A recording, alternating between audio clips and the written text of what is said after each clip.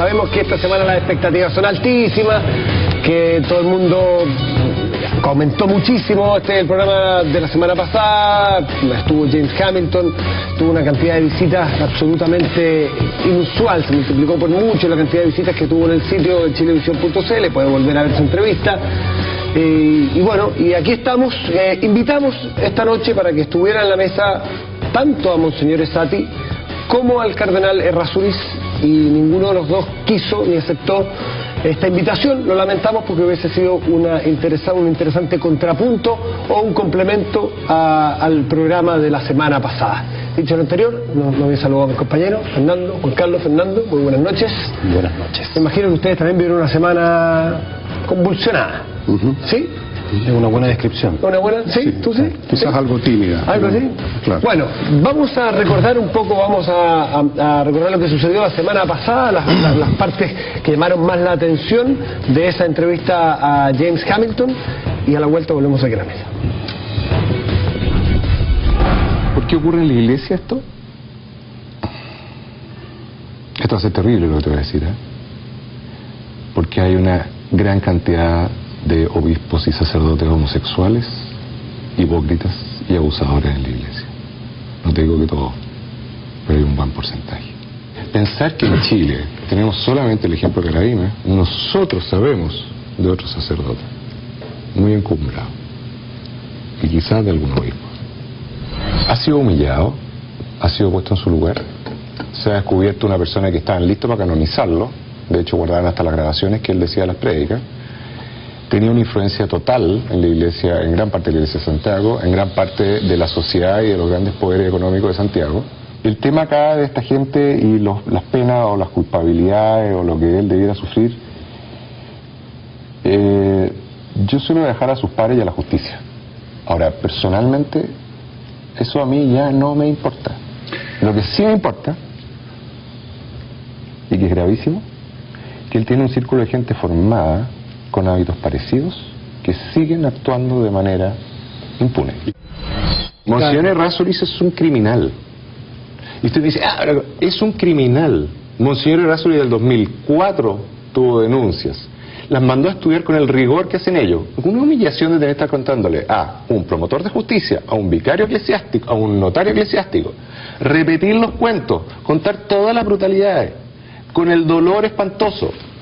Nos mantuvieron en vilo 5 años, tiempo que prescribieron los delitos civiles, con el agravante que ellos tenían la obligación de informarme cuál era la ley de la iglesia que me decía que yo tenía derecho a ir a la justicia civil. Nadie me lo dijo.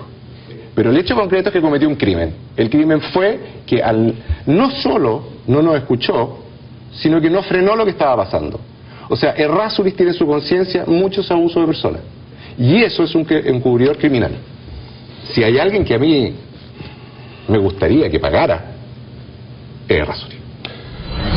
Tuve amenazas, fueron a contarle a mi jefe, mi anterior jefe y director de la Clínica Santa María, un hombre notable que yo le tengo un respeto y una admiración y una gratitud enorme, que es Juan Pablo Alamán. Fue una persona muy conocida de él, del grupo de los Mate, a decirle que a mí me habían echado a la clínica alemana por un sumario de acoso sexual. La verdad no se actúa, y es, ¿no? Y no se enjuicia, es. Nosotros tomaremos las decisiones que queramos frente a esa verdad. Pero si uno calla estas cosas, ¿quién las dice? ¿Cómo proteges a tus hijos tú? Lo más curioso es que mi rabia es una rabia conmigo mismo, 90%. Y tengo mucha rabia de haber sido tan ingenuo. Y quizá no ingenuo, creo que volvería a creer, pero de haber creído y confiado en la iglesia, en mis pastores. ¿Y te puedo agregar algo? Sí, claro. Que no se olviden de Tomislav Koiletich, de Juan Barros, Horacio Valenzuela, de Arteaga. Ellos son obispos. Obispos que estuvieron presentes y con nosotros veían las mismas cosas y... ¿Veían? ¿Los que tú nombraste vieron ese abuso? Pero vieron que los besos, que los toqueteos, qué sé yo, no estaban metidos en la pieza, porque no creo que hayan habido así de a 4. No, eso no ocurría. Pero vieron hay más cosas, vieron cuando le daba besos a este, le corría la boca o le agarraba los genitales al otro. Yo los conocí de pochillo. son gente buena,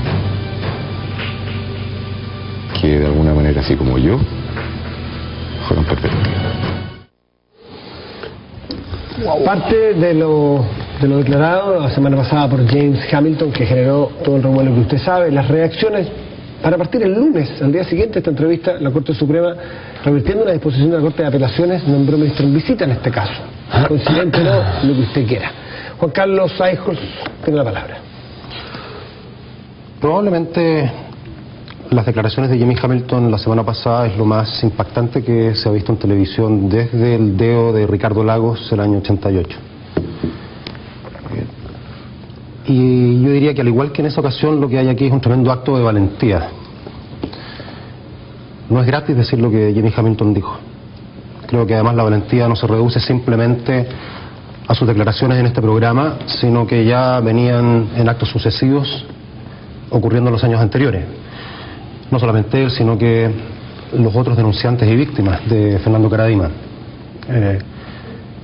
No es fácil ser desoído, no es fácil ser seguramente, como tiene que haber ocurrido, tratado de traidor, no es fácil ser marginado, es decir, se pagan costos por eso.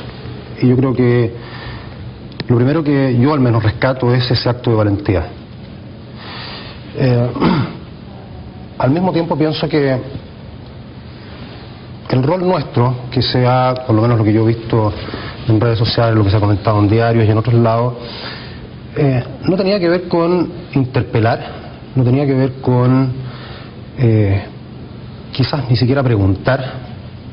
Claro que, como mucha gente ha dicho, estábamos, por lo menos yo, un poco impactados, ¿no es cierto? Eran declaraciones fuertes, sin duda alguna, pero yo creo que todos entendimos, creo que hablo por ustedes también, que era el momento de escuchar.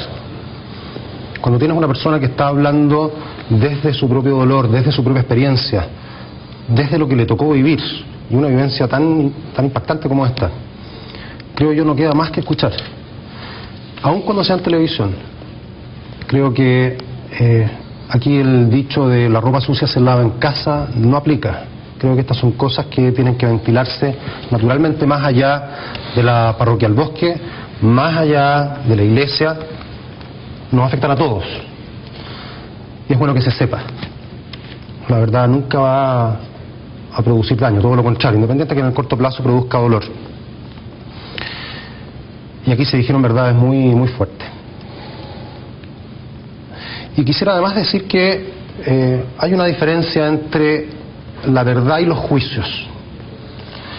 La verdad tiene que ver con los hechos. Y Jimmy Hamilton dio a conocer muchas verdades que él mismo había tenido que experimentar. Pero al mismo tiempo emitió juicios, y los juicios son más subjetivos, tienen que ver con interpretaciones. Y creo que en algunos de esos juicios hubo personas que quizás injustamente se vieron dañadas. Y al menos mi intervención tuvo que ver con, o intentar ser un llamado a la reflexión al propio Hamilton. Y lo voy a graficar en lo siguiente. El caso del Verbo Divino. Jimmy Hamilton habló de 2 suicidios de jóvenes en el Verbo Divino ocurrido hace algunos años. Yo no sabía de eso, pero esta semana me contactaron personas del Verbo Divino, y particularmente en forma directa una de las familias, en forma indirecta la otra familia. Y como cualquiera de nosotros puede darse cuenta, sufrieron mucho. Les fue muy doloroso el verse expuestos de esa manera. Para ellos no hubo lo que Jimmy Hamilton dio a conocer.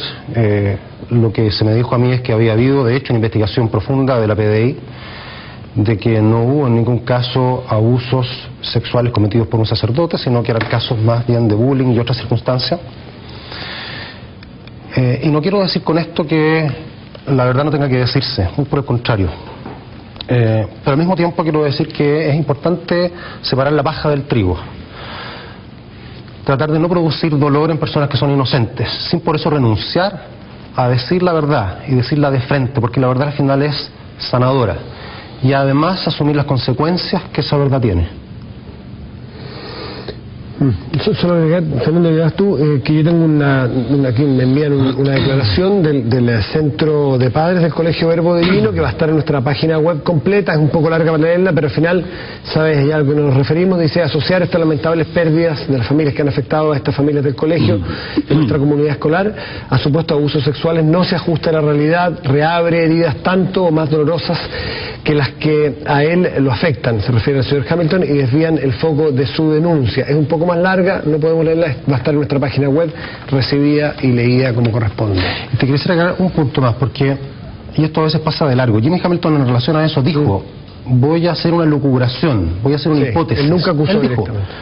O sea, yo creo que él actuó desde la buena fe. Lo que pasa es que la televisión es compleja en ese sentido. Quedan siempre algunos pedazos solamente, y lo probable es que la mayor parte de la gente se haya olvidado de que hubo esa advertencia previa y se haya quedado con la narración de los hechos que hizo posteriormente en relación a esto. Fernando. Yo voy a hacer referencia más bien a lo que ha pasado posteriormente. Si la hipocresía fuera producto de exportación, nosotros seríamos un país desarrollado. Yo nunca he visto tanta gente que sabía y que decía que sabía lo que pasaba después de las cosas por las cuales han pasado los querellantes en el caso Caradima, y particularmente después del testimonio del doctor Hamilton acá. Pero es impresionante la cantidad de personas que se te acerca a decir: mira, sí, fíjate, yo sabía, a mí me habían contado, yo había tenido referencias de eso. Personas incluso que son sacerdotes. Y yo digo, perdón, como me dijo un amigo hoy día, parece que la pregunta es: ¿quién no sabía? Y desde ese punto de vista, ¿cómo se pudo dilatar todo lo que se dilató? Si había tanto testimonio de tanta gente dispuesta a